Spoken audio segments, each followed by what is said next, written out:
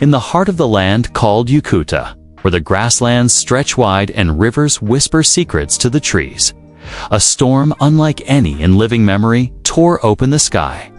The clouds growled with anger. The wind screamed across the hills. Lightning lit the earth like fire, and thunder cracked the heavens in two. Animals ran for cover. And even the old ones, those who remembered the days when the gods walked among men, hid in their huts, whispering prayers. It was on this night, when even the bravest hunters refused to leave their homes, that the miracle happened not far from the village, deep in the forest where the elders forbade the children to go. A woman cried out. Her voice rose above the wind, desperate and strained.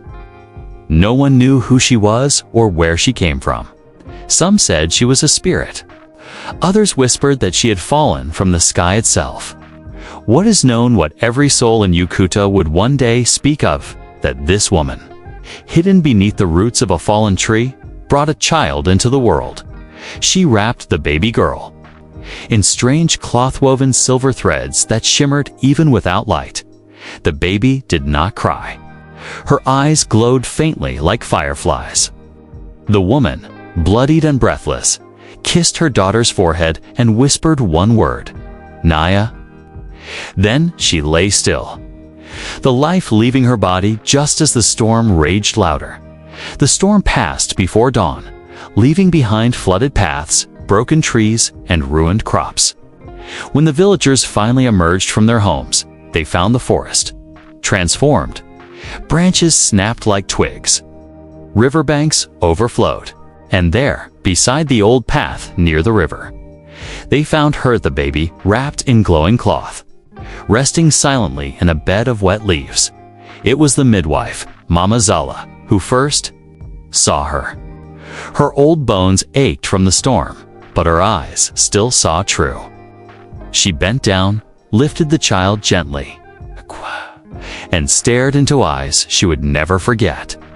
The storm brought this one, she said quietly, born of thunder, marked by the gods. She carried the child back to the village, and for days the people debated.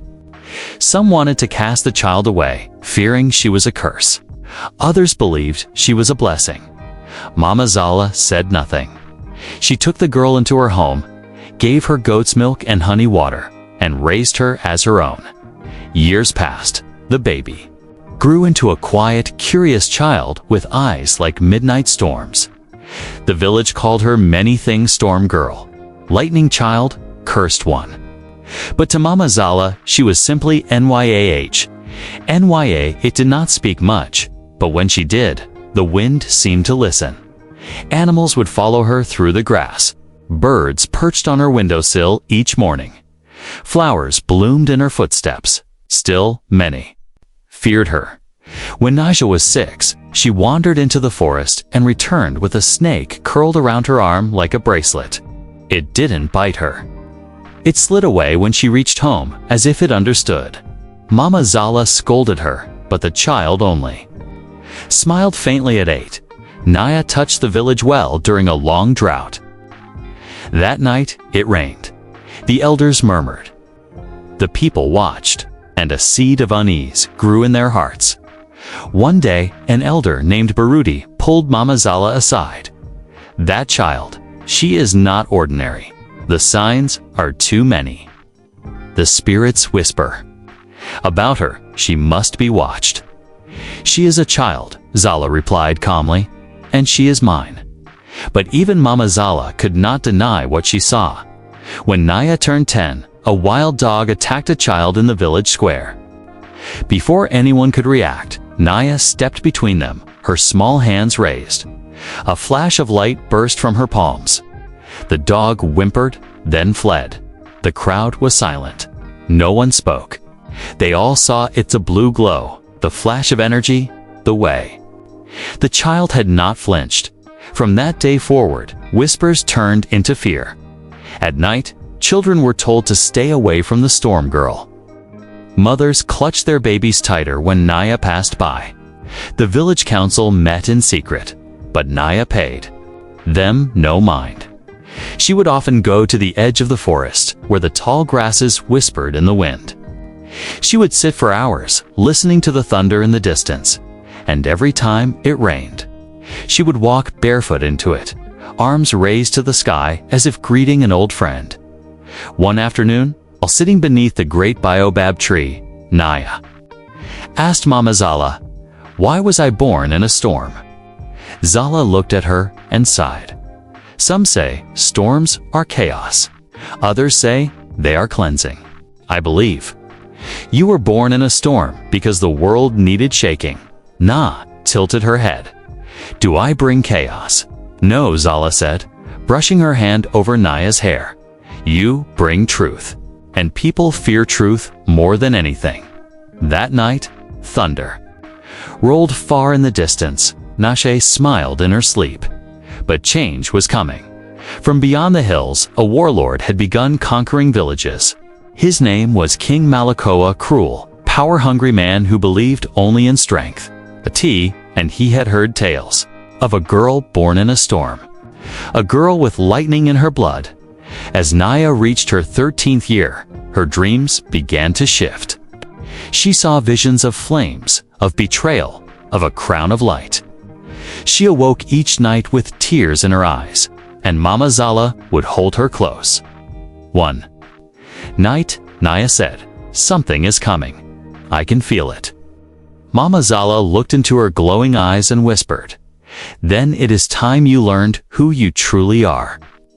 And so, beneath a sky lit with stars, the old woman opened a locked chest she had kept hidden for over a decade. Inside lay the glowing cloth that had once wrapped a newborn girl, a pendant with a storm etched in obsidian, and a letter written in a language long forgotten. Nyah touched the cloth, and a wind blew through the hut, though all windows were closed. Outside, thunder rolled again. The storm was returning, and with it, the beginning of Nia's true journey. The fire crackled softly in Mama Zala's hut, casting dancing shadows on the walls as Naya sat with the ancient cloth in her lap. The pendant in her hand throbbed with a faint warmth like a tiny heartbeat.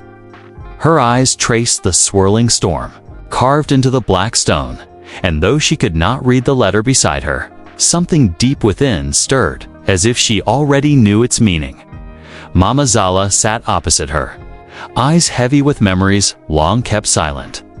"This cloth," she began, "is not of this land. I have shown it to the traveling merchants, to the wisdom keepers, to every tongue I could find. None knew its weave. And the pendant is older than the oldest ruins we know." Naya's fingers tightened on the stone. "Who was she?" "The woman who gave birth to me," she asked. Zala's voice cracked. "She was not from here, that I know. Her skin was pale as moonlight, her eyes like yours burning storms. She spoke a language I did not understand, but before she died, Kojunaya. I thought it a name, but later, I learned. It was a title. A title." Naya's voice was a whisper. "Yes, in the old tongue of the Cloud Kingdoms, Naya means born of lightning." A silence passed between them. Outside, the wind howled, as if listening. Naya looked back at the cloth. "What does the letter say?" Mama Zala hesitated, then pulled out a scroll she had kept locked away. It was a translation, painstakingly done over years. It says, "2. The child of thunder, when the world forgets the sky, you will be its storm. Your blood is not your own. Your destiny lies beyond the veil. Seek the crown that sings, and remember, you are not alone." Naya felt her skin prickle. She closed her eyes. For a moment, the world spun. That night, sleep did not come. She climbed to the top of the village's hill and sat beneath the same tree where she had once asked about storms. The stars above blinked like watchful eyes. Far on the horizon, thunder grumbled softly. A new understanding had awakened within her. She had never been like the others, never belonged completely. Now she knew why. But knowing did not make it easier. The next morning, the first wave of King Maliko's scouts entered the valley. They wore black armor with red sashes, swords at their sides, and cruelty in their eyes. They came not to attack, but to question. "We have heard of a girl," the leader said to the council. "Born in a storm, blessed or cursed with power. King Maliko demands her." The council denied her presence. The chief, old and trembling, claimed no knowledge of any such girl. But Naya, watching from the tall grass beyond the huts, knew. It was only a matter of time. That night, she made her decision. "I have to leave," she told Mama Zala before they destroy the village. Zala's eyes filled with tears. "You are still a child." "No, I'm not. Not anymore." The old woman nodded slowly. "Then, go with this." She handed her a carved wooden staff, its top crowned with a spiral symbol.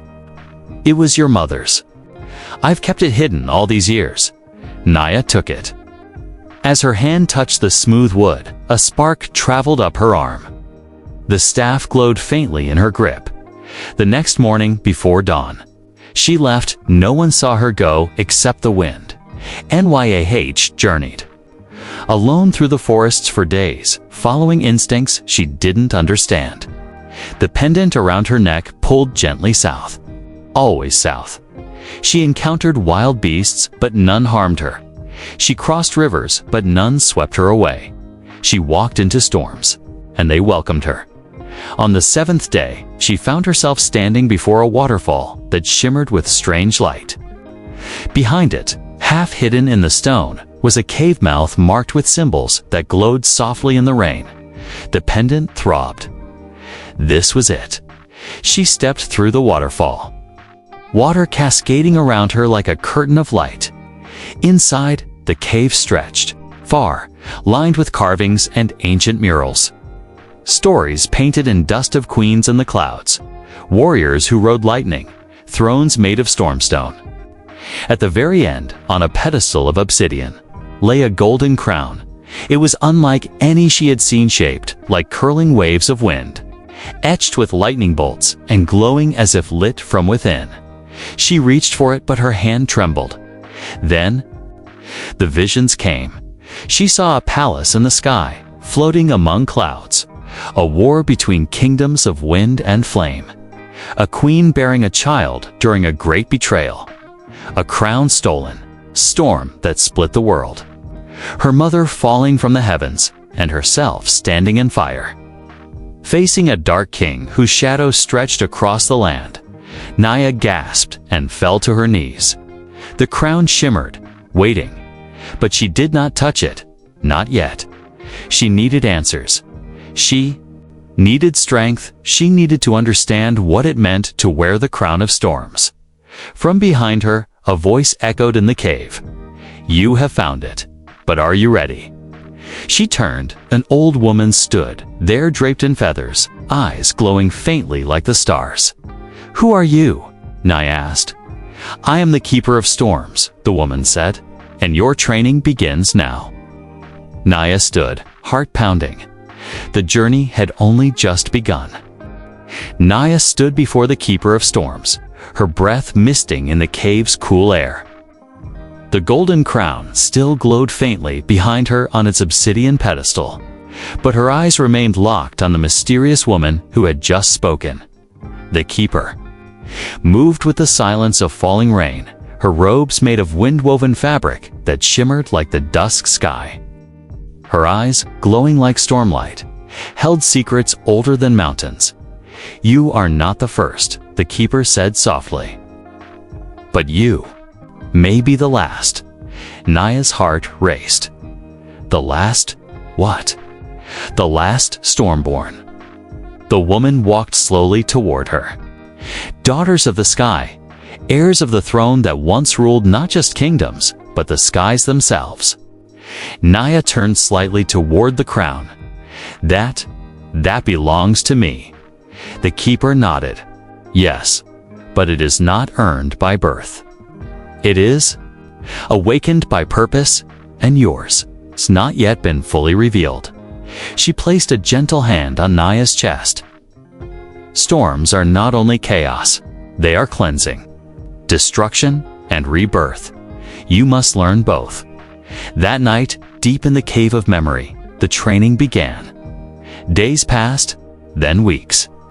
Though time seemed to fold inward in that secret sanctuary, the keeper taught her how to feel the wind, not just on her skin, but within her veins, to command water with her breath, to listen to the lightning before it struck, to sense truth in the echo of a whisper. Naya discovered she could summon clouds with her voice, split stone with her scream, heal small wounds with her tears. But she also faced her fierce visions of villages burning, people running from her, screams that blamed her for storms she could not stop. "I don't want to be feared," she whispered one night, her body trembling after a dream that showed her destroying her home. The keeper knelt beside her. "You are not the storm, child. You are the eye of it, the calm at its center. Never forget that." But while Naja trained, far beyond the mountains, darkness gathered. King Maliko, having failed to find the storm-born girl in the villages, turned to darker forces. In the city of Oburon, deep within the ruins of the old empire, he summoned the Shadow Caller. A cloaked figure emerged from the firelit circle, her eyes as pale as ash, her fingers wrapped in black smoke. "The girl with the pendant walks the path," Maliko said.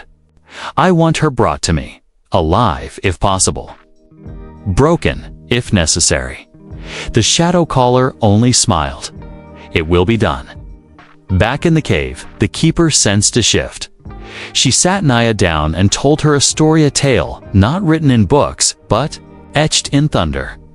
"Long ago, your people lived among the skies. They built cities on clouds, castles in the wind. Your ancestors ruled with wisdom, balancing the storms with peace. But one among them, your great-grandfather, grew greedy. He sought to control all storms, to chain the wind and sell the rain. He was cast down, his power sealed in a crown that was hidden away. That crown, the one you found, was meant to be lost forever." Naya's breath caught. "My family caused this." The keeper shook her head. "Your blood holds both the crime and the cure. You were born in the storm, not by accident, but by design. Nature remembered. It chose you." That night, Naya dreamed again. This time, she saw herself atop a cliff. Her arms stretched to the heavens, lightning crashing behind her. She stood not alone, but with others. Warriors of light, crowned with wind and flame.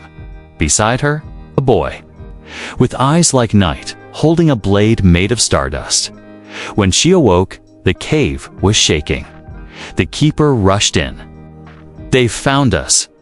Shadows were spilling into the entrance smoke that slithered like serpents, whispering in tongues long dead. The Shadow Caller stood at the edge of the cave, her hands raised, her voice dark and ancient. "Surrender the crown, and I will let the old one live." Naya stepped forward, heart pounding. The crown still sat untouched behind her. "I am not afraid of you." The Shadow Caller smiled. "Then you are a fool." Suddenly, the shadows rushed. Forward.nych turned, grabbed the crown, and placed it on her head. A roar filled the cave. Light exploded from within her. The shadows screamed and retreated. NYH rose her eyes, now twin storms, her skin glowing with ancient power. The keeper fell to her knees. "You have awakened it." The Shadow Caller disappeared into the dark, hissing, "This is not over." Naya knew it. WASN, single quotes. The journey was only beginning. She had claimed the crown, but now she would have to defend it. The air was still heavy with the remnants of shadow when Naya stepped from the mouth of the mountain cave.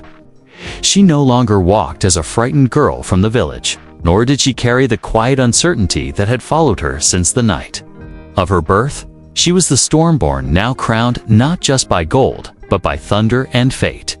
The Keeper of Storms watched her descend, a silent tear slipping down her ancient cheek. "You must go," she said softly. "The world is waiting. The storm within you must now meet the storm beyond."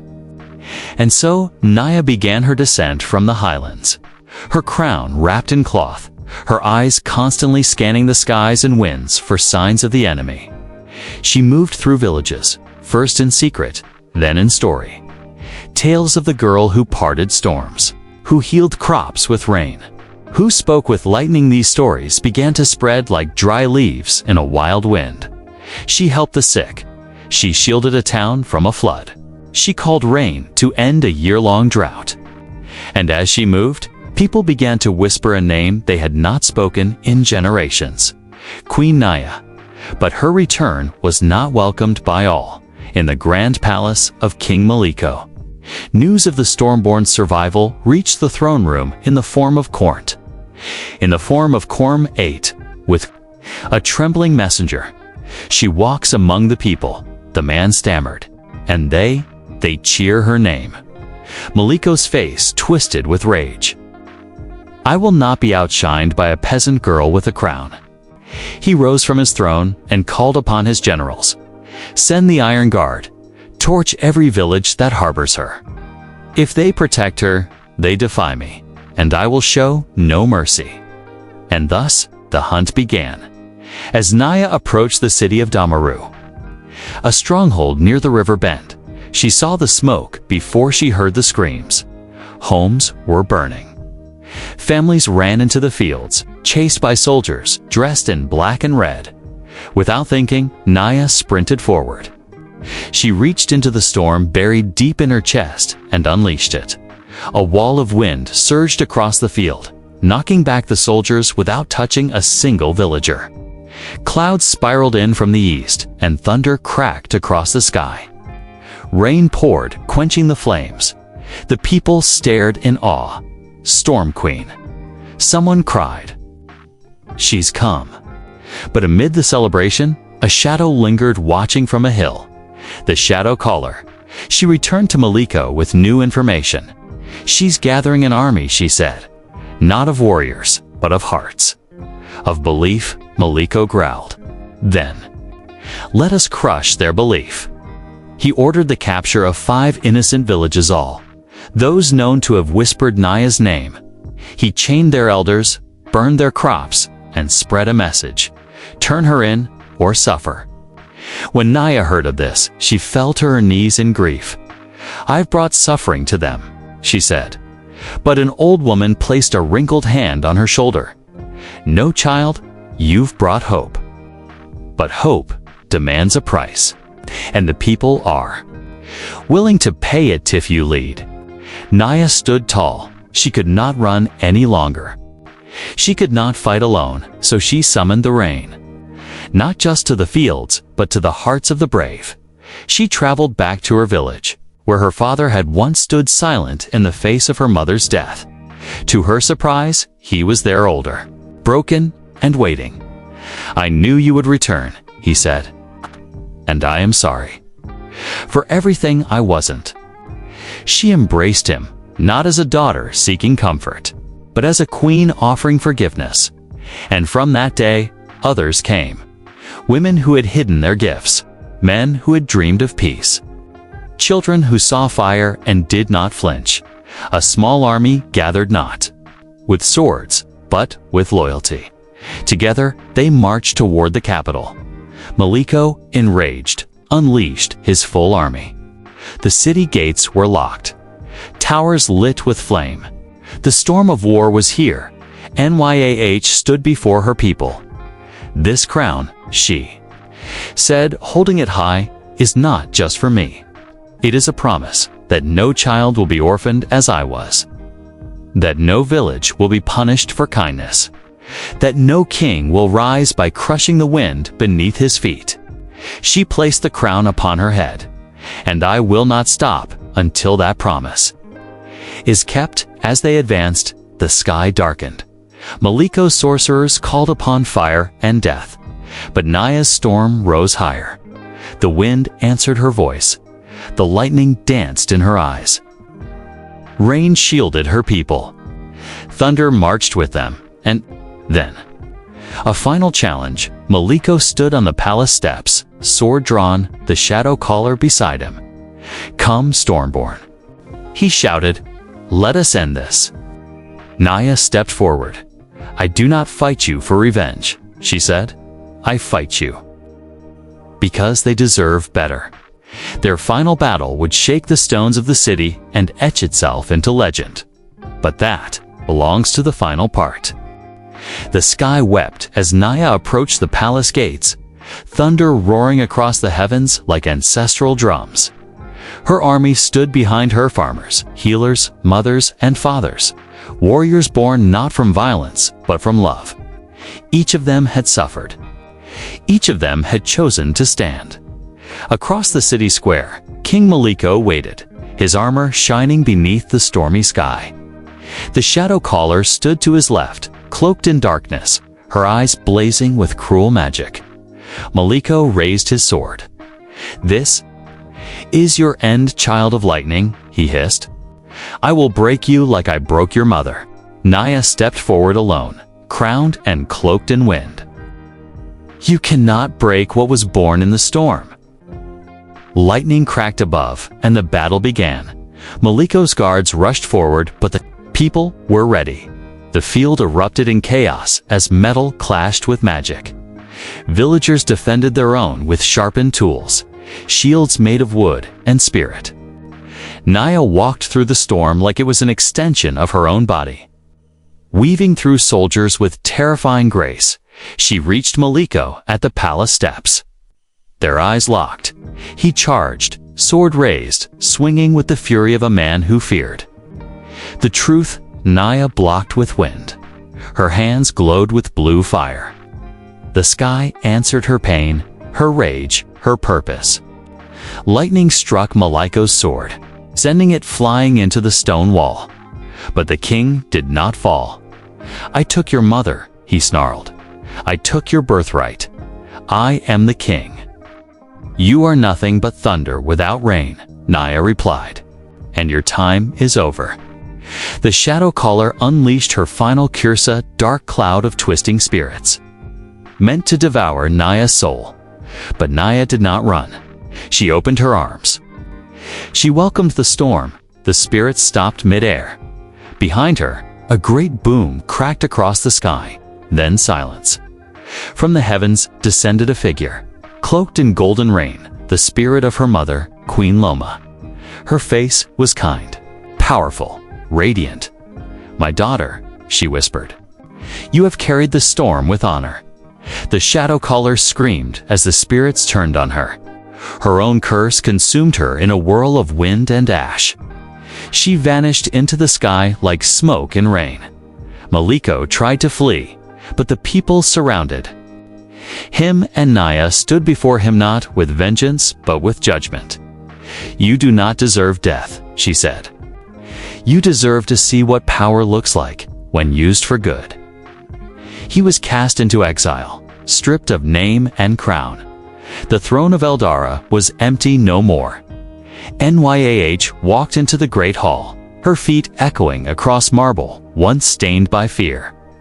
The people knelt not in submission, but in respect. She sat not because she wanted to rule, but because she was chosen by storm, by spirit, by fate. The rain stopped. The clouds parted, and for the first time in years, sunlight bathed the kingdom. Years later, Eldara was reborn. Forests regrew. Rivers flowed clear. Songs filled the markets again. Children told stories of the queen who tamed thunder, who walked with lightning in her blood, and who taught them that true strength came from standing for those who couldn't. Naya never ruled with fear. She ruled with memory, with wind at her side and wisdom in her heart. And every time a storm passed over the land, the people smiled, because they knew she was watching, she was leading. She was the queen who was born in a storm. Thanks for watching. Hoped you liked it. If you watched till the end, please comment "end" so that we could understand you were with us till the end. As well as, please let us know. Where are you watching from? Before leaving, please hit the subscribe button, comment your thought, and share with your nearest and dearest one. See you in the next one. Until to the next one, stay happy. Goodbye.